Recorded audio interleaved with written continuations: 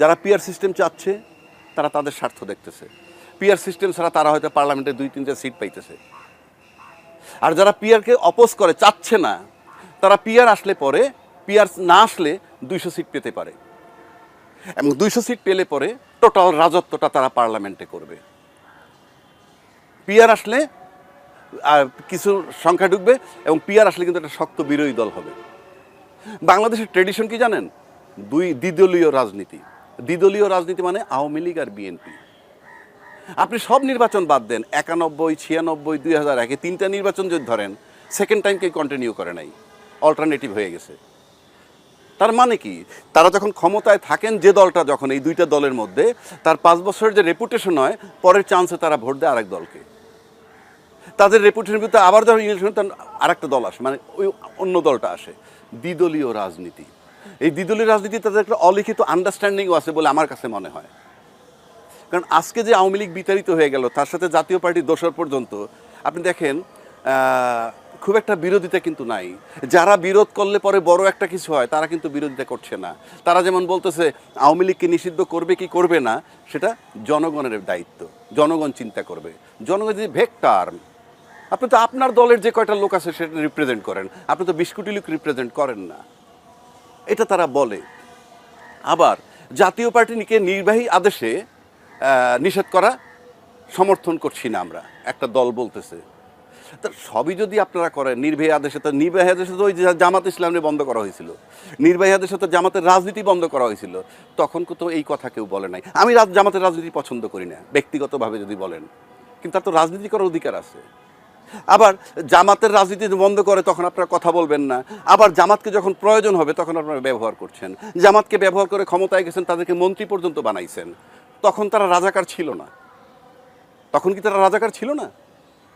আবার এখন তার সাথে দ্বিমত করছেন, তাদেরকে রাজাকার বলে বলা হচ্ছে। তারা রাজাকার আমি মেনে নিচ্ছি। তো আপনি যখন তাকে দরকার হবে, রাজাকারের সাথে আতাত করে যারা ক্ষমতায় যায়, তাদেরকে তো আমরা বিশ্বাস করতে পারি না। তাদের গ্রহণযোগ্যতা কেন থাকবে বাংলাদেশে? আবার এরশাদ বিরোধী আন্দোলন যখন হয়, তখন রাজাকারের দল সহ আরও 2টা দল একত্রিত হয়ে তাকে সরাইছে। এরশাদ কি মুক্তিযোদ্ধার বিরোধী, চেতনা বিরোধী লোক? অথচ তাকে আপনি নামাইছেন কেন? সাথে কিন্তু মুক্তিযোদ্ধার চেতনা বিরোধী শক্তি যে জামাত, তাকে নিয়ে নামাইছেন। এই 53 বছরে এই দেশের জনগণ সেটা দেখছে। নিউ জেনারেশন এখন আর এই সমস্ত কথায় নাই। এখন তারা নিজেরা চিন্তা করতে বুঝতেছে। এবং আপনি দেখেন তাদেরকে যে বিশ্বাস করেন, এবং জুলাই চেতনার পক্ষ থেকে যারা সরে গেছে, তারা ফলাফলটা কিন্তু ডাকসু আর জাকসুতে পেয়েছে। এখন কেউ কেউ বলবেন জাতীয় নির্বাচনে এর কোনো প্রভাব নাই। আছে, প্রভাব আছে। আপনি দেখেন এই নির্বাচনের পরে কি হয়েছে, জামাতের সাথে, আমিরের সাথে বাংলাদেশ সমস্ত ব্যবসায়ী কমিউনিটি সাক্ষাৎ করছে। এটা আপনি জানেন কেন সাক্ষাৎ করছে? কারণ ব্যবসায়ীরা বাজারটা সম্পর্কে আপডেটেড, কি হচ্ছে বাজারে। সুতরাং নাহলে তার সাথে দেখা করার কোনো প্রয়োজনই নাই। অর্থাৎ বাজারে যে ইয়েটা গেছে, বার্তাটা, সেটা হলো জুলাই চেতনার পক্ষে এখন টার্নিং পয়েন্ট। জুলাই চেতনার বিরুদ্ধে যারা দাঁড়াবে, এখন আপনি বলতে পারেন সবাই জুলাই বিরোধী আন্দোলন করছে, মানে জুলাইয়ের আন্দোলন করছে, সবাই বলে, আমরাও বলি। কিন্তু ভোটার বিবেচনায় নিবে যে কে জুলাই চেতনার পক্ষের শক্তি। বিবেচনা নিবে তো ভোটার। আপনি বিজ্ঞাপন দিয়ে বললে তো হবে না।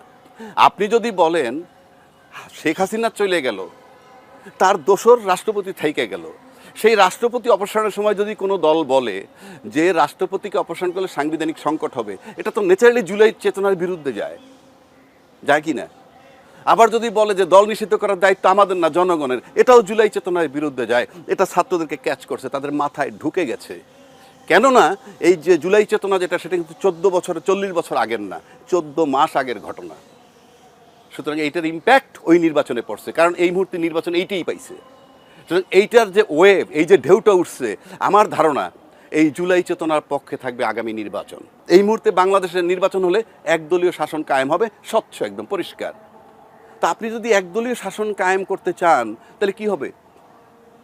সুতরাং এই যে গণতন্ত্রের যে থিওরি, তাতে একদলীয় নির্বাচন হলে একদলীয় ভাবে যারা ক্ষমতায় যাবেন তাদেরকেই ভাবতে হবে। গণতন্ত্রে বিশ্বাসী হইলে, রাষ্ট্রকে ভালোবাসতে হইলে, জনগণকে ভালোবাসতে হইলে, রাষ্ট্রের উপকারের জন্য শক্ত বিরোধী দল দরকার। সেটা আপনারা কেমনি আনবেন সেই চিন্তা আপনাদেরকে করতে হবে, রাজনীতিবিদদের কী করতে হবে। এখন আপনি যদি বলেন শক্ত বিরোধী দল না থাকলে আমরা কি করব, এটা তো শেখ হাসিনার মতো কথা হইল। আপনাকেই আনতে হবে, আমি এটা দোষ দিচ্ছি না কারো, পিয়ার পদ্ধতি দিয়ে আনতে হবে তা না, আপনি অন্যভাবে চিন্তা করেন শক্ত বিরোধী দল কেমনে আনা যায়। আমরা কিন্তু আসন ভাগাভাগির রাজনীতি এই দেশে দেখছি। আসন ভাগাভাগির রাজনীতি মানে কি, তোমাদেরকে 40টা সিট দিলাম, ওইখানে আমাদের প্রার্থী থাকবে না, এটা আর পিয়ারের খুব একটা তফাৎ নাই তো। ওইভাবে আসন দিয়ে দাও, আসন বন্টন করা, এটা তো কোনো গণতান্ত্রিক থিওরি না, এটা তো রাজনীতির থিওরি হইতে পারে না। দেশটাকে তো আপনারা বন্টন করতে পারেন না, ভোট তো ভোটে আসতে হবে। এবং আপনাকে চিন্তা করতে হবে শক্ত বিরোধী দল কীভাবে আনা যায়। আপনি উচ্চ কক্ষ নিম্ন কক্ষর যে আলাপগুলো হচ্ছে এগুলা ইনএফেক্টিভ, ইউজলেস। কারণ আপনি এটা করবেন তো সংসদে গিয়ে, সংসদে যাওয়ার পরবর্তী 2 বছরের মধ্যে, এর আগে তো না। উচ্চ কক্ষ নিম্ন কক্ষ এটা তো বাস্তবায়ন করবেন ওখানে গিয়ে, সংসদ হওয়ার পর। এখন আরেকটা কথায় আসি, তাহলে সংসদ পর্যন্ত যে যাচ্ছেন আপনারা, এটাও তো অবৈধ। নির্বাচন কমিশন যে সংসদ পর্যন্ত যাচ্ছে নির্বাচন দিয়ে, কোন আইনে, কোন সংবিধানে? যে সংবিধানটার কথা নির্বাচন কমিশন বলে সেটা কোনটা? ওই 72টার কথা বলে। 72টার বিধান কি? সেটার বিধান হলো এই যে সংসদ যদি কোনো কারণে ভেঙে যায় তাহলে পরবর্তী 3 মাসের মধ্যে নির্বাচন, নাকি আছে? তো পরবর্তী 3 মাস সংসদ যদি ভাঙে, ওত নিতে যেদিন ইউনূস সাহেব ওত নিছে সেদিনও যদি ধরি, তাহলে 8ই অগস্ট 2024 সংসদ ভেঙে গেল, তাহলে 7ই নভেম্বর 2024 মধ্যে নির্বাচন হওয়ার কথা। এরপরে আপনি নির্বাচন কমিশনের কি অধিকার আছে ডেট দেওয়ার? কোনো রাইট নাই, কোনো আইন নাই। সংবিধান যদি ফলো করেন, সংবিধান ফলো করতে পারেন নাই, শেষ হয়ে গেছে। আর সবচেয়ে বড় কথা, ওনার অ্যাপয়েন্টমেন্টটিতে, এই নির্বাচন কমিশনের অ্যাপয়েন্টমেন্টটি হয়েছে 21 নভেম্বর 2024, ওই 3 মাস পার হয়ে যাওয়ার পর। আবার ওনাকে নির্বাচন দিতে বললো কে? অন্তর্বর্তীকালীন সরকার। ওই সংবিধানের সরকার তাকে দিতে বলে নাই নির্বাচন। তো অন্তর্বর্তীকালীন সরকার যখন নির্বাচন দিছে, নির্বাচন কমিশনকে, উনি অন্তর্বর্তীকালীন সরকারের অধীনে নির্বাচন করতেছে। এবং এটার বৈধতা নিতে হবে জুলাই ঘোষণাপত্রের মাধ্যমে, যেটা 5 তারিখে হয়েছে। সেখানে তার মেয়াদ দিতে হবে, ওখানে মেয়াদ দেয় নাই। এই ইউনূস সরকারকে মেয়াদ দিতে হবে যে 8ই অগস্ট 2024 থেকে 30 জুন 2026 পর্যন্ত তাকে মেয়াদ দেওয়া হলো। এর মধ্যে উনি নিয়োগ করবেন ইলেকশন কমিশন এবং এর ভিত্তিতে উনি নির্বাচন করে যাবেন। এটা করলে সংসদ পর্যন্ত যারা যাবেন তারা বৈধতা পাবেন। সংসদে যাওয়ার পদ্ধতিটা আমি পরিষ্কার বলে দিচ্ছি, টোটালটা অবৈধ হবে।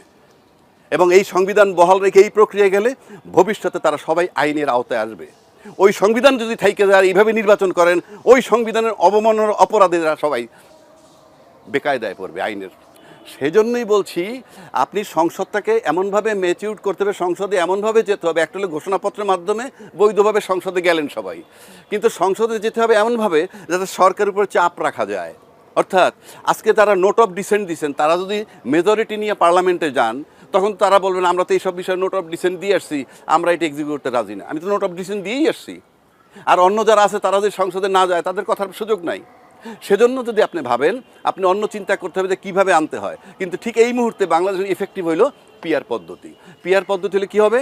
একটা সরকার হবে দুর্বল সরকার, সবাই বলে, আমিও বলি দুর্বল সরকার হবে। কিন্তু আপনি দেশ ঠিক করতে চান, তাহলে এই যে পার্লামেন্টে যাওয়ার পর এই তার উপর থেকে আস্থা তুলে নিয়ে আসবে যদি উনি জুলাই সনদ বাস্তবায়ন না করেন।